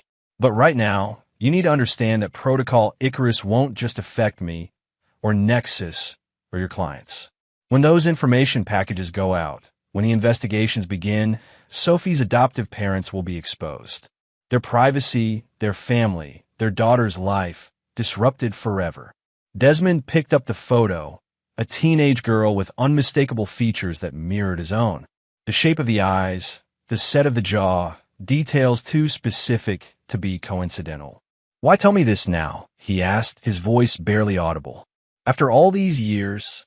Because it's the only thing I have left that might reach you, Vanessa admitted. The only truth I've kept that matters more than your revenge.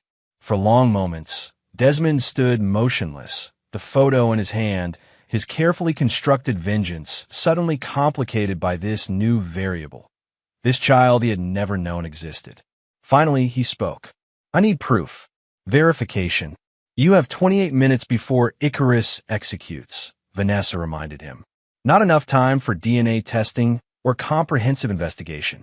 You'll have to make a choice based on incomplete information, something I know goes against everything you believe in. She was right, and they both knew it. For perhaps the first time in his professional life, Desmond faced a critical decision without adequate data, without contingency planning, without time for proper analysis. If you're lying about this, he began, his voice dangerous. I'm not, Vanessa interrupted. Whatever else I've done, however much I betrayed you, I wouldn't use our child as a bargaining chip unless it was true. Verify everything afterward. But right now, you need to stop the protocol. Desmond activated his communication device. Lydia, I need emergency verification on an adoption record. Sophie Winters, Vancouver, approximately 14 years old. Parents' professions, doctor and professor. Cross-reference with Swiss medical facilities from 12 to 15 years ago. Priority override. Working on it, sir, Lydia responded. But comprehensive verification will take at least several hours. We don't have hours, Desmond acknowledged grimly. What's the status of Protocol Icarus? Final authentication sequence initiating in 22 minutes. Biometric verification required at that time. Desmond made the decision that would haunt him for years to come. Implement Protocol Icarus Subset B, he instructed.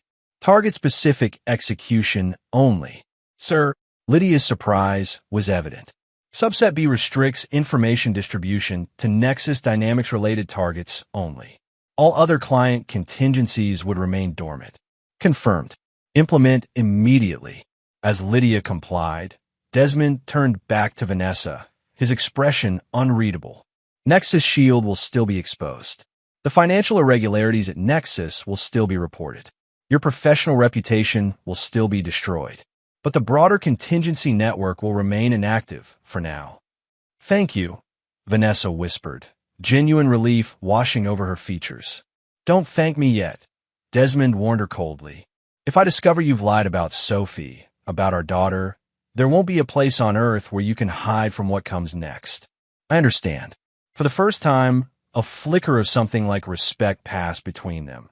Acknowledgement that in this final confrontation, they had both played their strongest hands. Vanessa had found the one variable Desmond hadn't accounted for, the one contingency he couldn't coldly calculate. As security personnel entered to escort Vanessa from the building, Desmond retained the photo, studying the young face that might be his daughter, the child who had unexpectedly altered the endgame he had so carefully designed. Winston Whitman found him there moments later, concern evident on his weathered face. You compromised the protocol, Whitman observed, not bothering to hide his disapproval. based on unverified information from a woman who has systematically betrayed you. I made a calculated adjustment, Desmond corrected him. The primary objective, Vanessa's accountability, remains intact.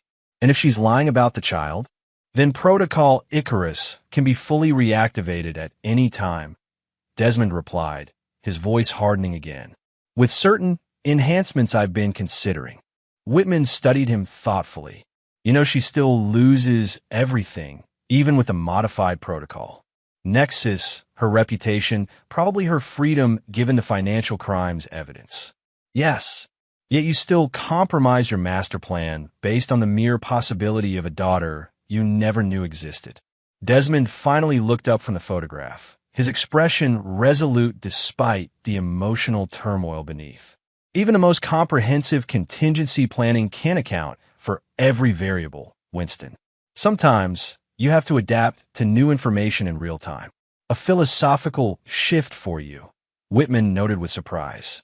Not philosophy, evolution.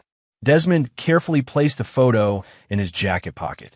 The protocol proceeds as modified. Vanessa still faces justice for her actions. But I won't risk collateral damage to an innocent child, especially not my own, without absolute certainty. As they returned to the command center to oversee the modified Protocol Icarus deployment, Desmond felt a strange sense of clarity. For days, his focus had been singular. Destruction of everything Vanessa had built, everything she valued. Now a new variable had entered the equation, a daughter who, if real, deserved consideration Vanessa herself no longer did. It wasn't mercy that had motivated his decision. It was something more fundamental. The architect's instinct to protect what he had helped create, even unknowingly. In less than 20 minutes, the modified protocol Icarus executed flawlessly. Information packages were delivered to federal investigators, Nexus Dynamics board members, and financial regulators. The evidence against Vanessa and Thad was comprehensive, damning, and irrefutable. But the broader contingency network remained dormant, waiting for either confirmation that Vanessa had told the truth or activation if she had lied. Either way, Desmond would be prepared. It was, after all, what he did best. Chapter 9, Aftermath. 3 months after Protocol Icarus executed its modified directive, Desmond Rollins stood at the window of his Vancouver hotel room, watching snow fall over the city. Winter had arrived early, blanketing the landscape in pristine white that reminded him of new beginnings. Appropriate, given his purpose here. His phone vibrated with an incoming message from Lydia. Confirmed location. Subject currently at school. Scheduled release in 22 minutes. Parents aware of your arrival and have consented to meeting under specified conditions. Desmond acknowledged the message with a simple thank you. Over the past months, Lydia had coordinated the extensive verification process that confirmed what Vanessa had claimed in that London conference room. Sophie Winters was indeed his biological daughter. The DNA test had been conclusive, a 99.9998% probability of paternity. The adoption records, though carefully obscured, had been located and validated. The Swiss medical facility where Sophie was born had provided confirmation, after appropriate legal pressure, that Vanessa Rollins had indeed given birth there 14 years ago. Most importantly, Richard and Eleanor Winters, Sophie's adoptive parents, had eventually agreed to meet with him after weeks of cautious negotiation through intermediaries. They had raised his daughter from infancy, given her everything he hadn't known to provide. Their fear of losing her was palpable in every communication, despite Desmond's repeated assurances that he sought connection, not custody. As he gathered his coat and the carefully selected gift for his daughter, a custom chess set with pieces designed to represent concepts in mathematics and physics, Desmond reflected on everything that had transpired since that pivotal moment in London. Vanessa's professional destruction had been swift and comprehensive. Federal charges for financial fraud had been filed within days of Protocol Icarus's execution. The SEC had opened multiple investigations. Former allies in the technology industry had distanced themselves completely. Nexus Dynamics had been restructured under new leadership, with Kenneth Walsh serving as interim CEO while the company recovered from a scandal. Thad Blackwell had indeed secured his plea deal, providing extensive testimony against Vanessa in exchange for reduced charges. He would still serve time. The financial crimes were too significant for complete immunity, but substantially less than he might have otherwise. As for Vanessa herself, she had fought the charges with characteristic determination, hiring the best defense team money could buy. But the evidence protocol Icarus had delivered was irrefutable. After weeks of legal maneuvering, she had accepted a plea agreement, guilty to multiple counts of financial fraud and securities violations in exchange for a 5-year sentence at a minimum security facility. Desmond had neither contested nor celebrated the outcome. His focus had shifted entirely to verifying Sophie's existence and determining how, or whether, to introduce himself in her life. Now, as his driver navigated Vancouver's snow-covered streets toward the private school where his daughter was completing her freshman year, Desmond experienced something unfamiliar: nervousness. He, who had planned for global financial catastrophes and coordinated security for heads of state, found himself unsettled by the prospect of meeting a 14-year-old girl who shared his DNA. The school was exactly what he had expected from his research: prestigious without being ostentatious, academically rigorous, socially progressive. The kind of institution he might have selected himself had he known of Sophie's existence. In the administrative office, he was greeted by Eleanor Winters, a composed woman in her early 50s with kind eyes and the confident bearing of someone accustomed to making difficult decisions. As a professor of bioethics at the University of British Columbia, she had approached the situation with both emotional intelligence and analytical rigor. "Mr. Rollins," she acknowledged, extending her hand. "Thank you for respecting our conditions for this meeting." "Dr. Winters," Desmond replied, shaking her hand firmly.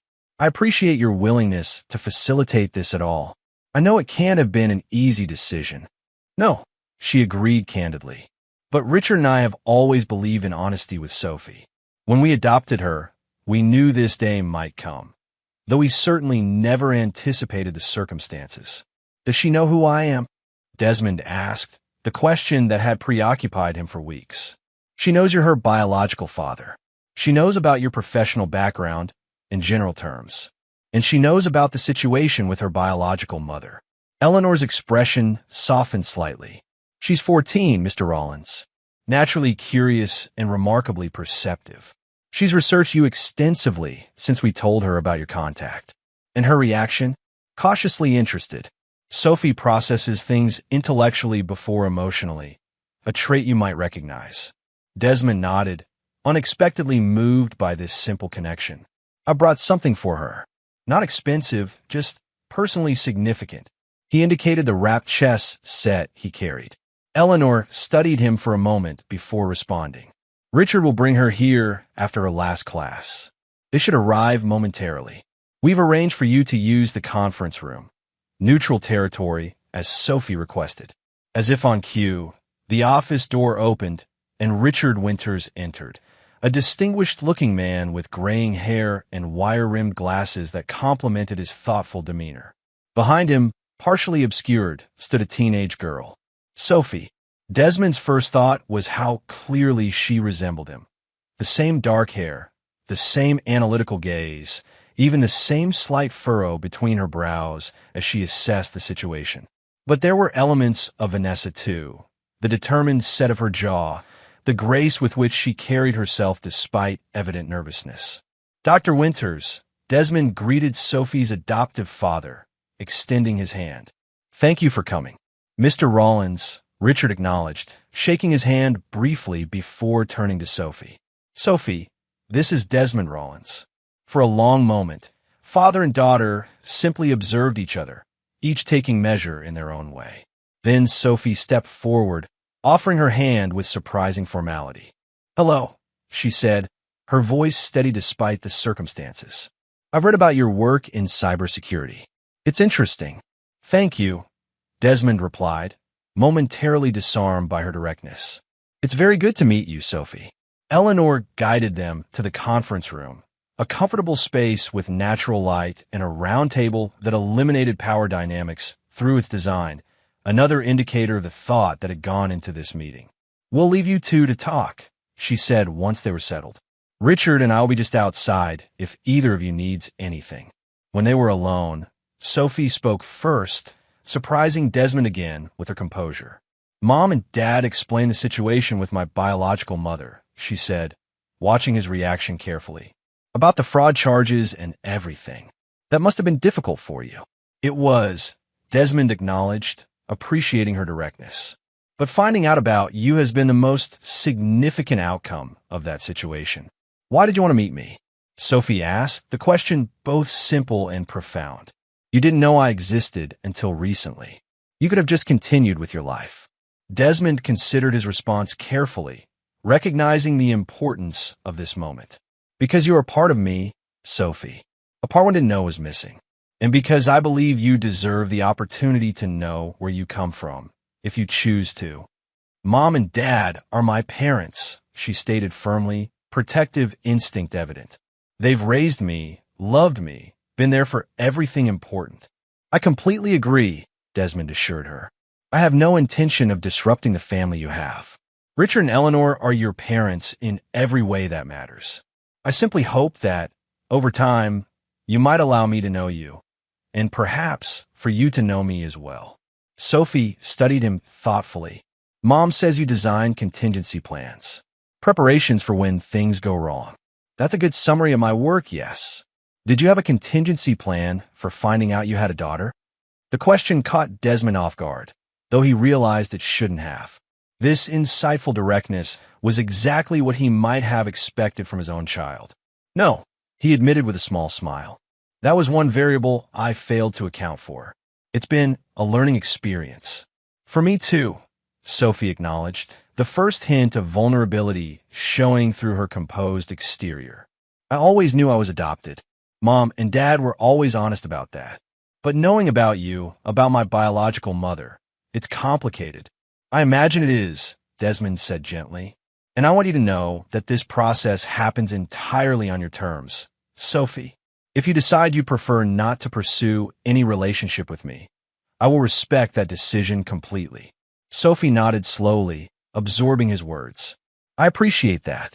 I'm not sure what I want yet." "That's perfectly reasonable," Desmond replied. "You've had far less time to process this situation than I have." A moment of silence stretched between them, not entirely uncomfortable. Sophie's gaze fell on the wrapped package Desmond had brought. "Is that for me?" she asked, curiosity evident despite her attempted nonchalance. "It is," Desmond confirmed, sliding the package across the table. "Something I thought might interest you, given what your parents have told me about your academic interests." Sophie unwrapped the gift, carefully removing the paper without tearing it, another trait Desmond recognized in himself. When she revealed the custom chess set, her eyes widened slightly. "The pieces represent mathematical and physics concepts," she observed, examining the detailed craftsmanship. "The knights are Schrodinger's equation, the bishops are Maxwell's equations, and the queen is Euler's identity," Desmond completed, genuinely pleased by her immediate recognition.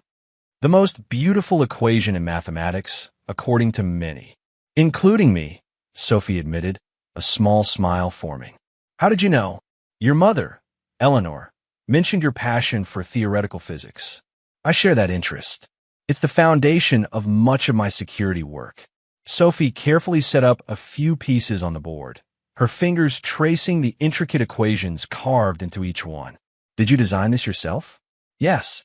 The actual crafting was done by an artisan in Prague, but the concept and specifications were mine." For the first time, Sophie looked at him with something beyond cautious evaluation, a flash of genuine connection. "Thank you. It's really thoughtful." The remainder of their meeting proceeded with increasing ease, Sophie gradually asking more questions about Desmond's work, his background, his interests. He answered honestly but carefully, mindful of not overwhelming her or speaking ill of Vanessa despite everything that had transpired. When Eleanor and Richard returned an hour later, they found father and daughter engaged in the opening moves of a chess game.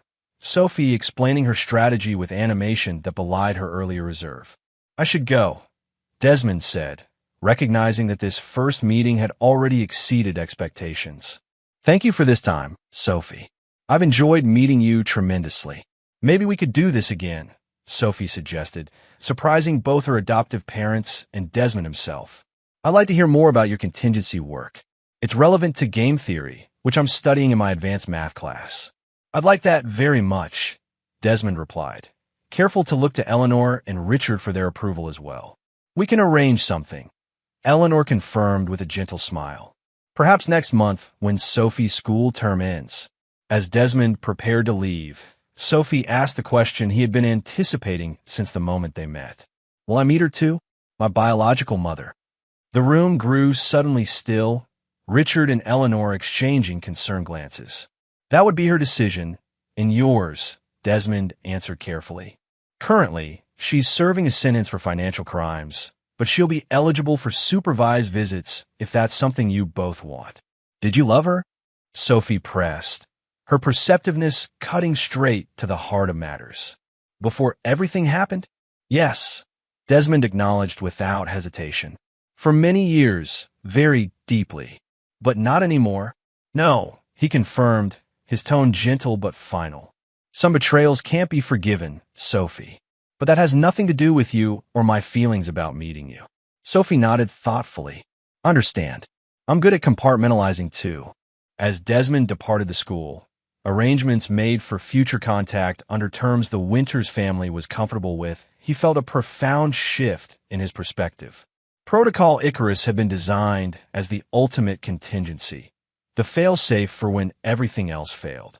It had performed precisely as intended, delivering justice to those who had betrayed him. But it had also delivered something he had never anticipated, a daughter who might, in time, become an important part of his life. Back at his hotel, Desmond found a message waiting from Winston Whitman. Board has approved your appointment as Chief Security Architect, effective immediately. Paris headquarters ready when you are. The Icarus methodology has significant commercial potential with appropriate modifications. Accompanying the message was a news alert. Federal prosecutors had filed additional charges against Vanessa based on new evidence discovered during their investigation. Her plea deal was in jeopardy, with the potential for a significantly longer sentence now likely. Desmond closed the notification without response. Vanessa's fate no longer commanded his attention or energy. Justice had been served. The contingency had executed. His focus had shifted entirely to the future, and to the unexpected connection he had found amid the ruins of his past.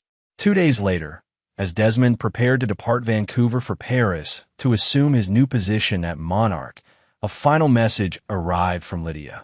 Package delivered as instructed. Recipient in custody acknowledged receipt. In a minimum security federal detention facility, Vanessa Rollins received an envelope containing a single chess piece, a fallen queen, and a brief note. Protocol Icarus complete. Our game is finished. Sophie will make her own decisions regarding contact. You will never contact me again. There was no signature needed. The message was clear, as was the finality it represented. Their marriage, their professional entanglement, their mutual destruction, all concluded. Desmond had emerged not just intact, but stronger, with unexpected new connections and possibilities before him. As his plane departed Canadian airspace, Desmond closed the file on Protocol Icarus permanently. The contingency had served its purpose. Justice had been delivered.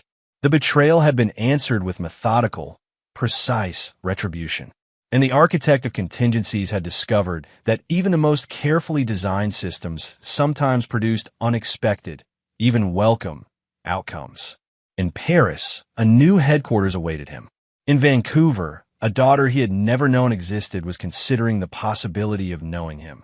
And in a federal detention facility, the woman who had betrayed him faced the consequences of her actions. Alone,